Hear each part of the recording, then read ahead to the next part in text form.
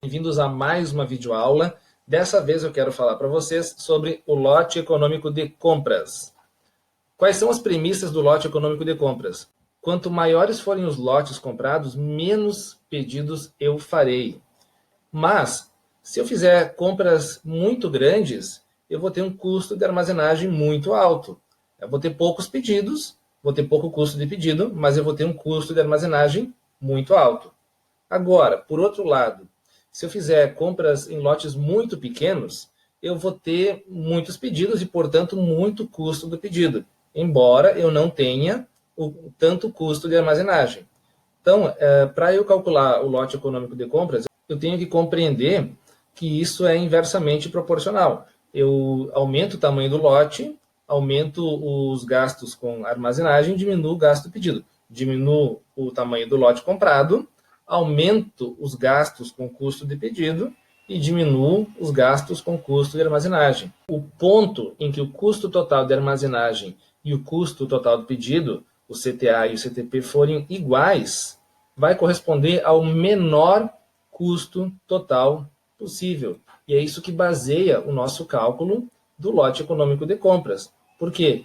Esse ponto, essa quantidade a ser comprada, que vai igualar os dois custos e me dar o menor custo total possível, é exatamente o lote econômico de compras. O lote econômico de compras nada mais é do que uma quantidade que vai fazer com que o meu custo total seja o menor possível. Eu posso representar isso através desse gráfico. Esse gráfico eu tenho aqui, por exemplo, essa reta vermelha, que significa o custo de armazenagem. Sendo que o eixo horizontal representa a quantidade e o eixo vertical representa os custos. Então, quando eu aumento a quantidade comprada, vou aumentar a quantidade comprada, aumento também os custos totais, porque eu tenho um aumento no custo de armazenagem. Se eu diminuo a quantidade, isso vai ser representado aqui pela reta azul, que está descendo, eu diminuo também os custos totais, e isso corresponde ao cálculo do custo do pedido. Mas vocês veem que se eu tiver pouca quantidade comprada, eu tenho muito custo do pedido, mais ou menos por aqui. Se eu tiver muita quantidade comprada, eu tenho muito custo de armazenagem, mais ou menos por aqui. A questão é que o custo total, que está aqui em verde, ele é calculado como sendo a soma desses dois, e ele forma esta parábola verde que está aparecendo aqui para vocês. O que vocês podem perceber nessa reta amarela, que está pontilhada, é que o ponto de intersecção entre o custo de armazenagem e o custo do pedido é justamente o ponto em que o custo total é o menor possível. Então, nós estamos interessados em saber onde está essa intersecção. Como é que eu descubro? Esse ponto aqui, essa intersecção, é o ponto em que o custo total de armazenagem é igual ao custo total do pedido. Então, vamos fazer o seguinte, vamos ver qual é a quantidade Q neste ponto em que o custo total de armazenagem é igual ao custo total do pedido. Esse é o leque. Vou tentar colocar isso numa fórmula. Então, ponto em que o custo total de armazenagem é igual ao custo total do pedido. Eu vou colocar aqui, então, em primeiro lugar, a fórmula do custo total de armazenagem, que vocês já viram lá no outro vídeo. E do lado direito, vou colocar a fórmula do custo total do pedido, que vocês viram lá no outro vídeo também. Aí, igualei eles, porque eu quero saber qual é o valor de Q quando esses dois custos totais forem iguais.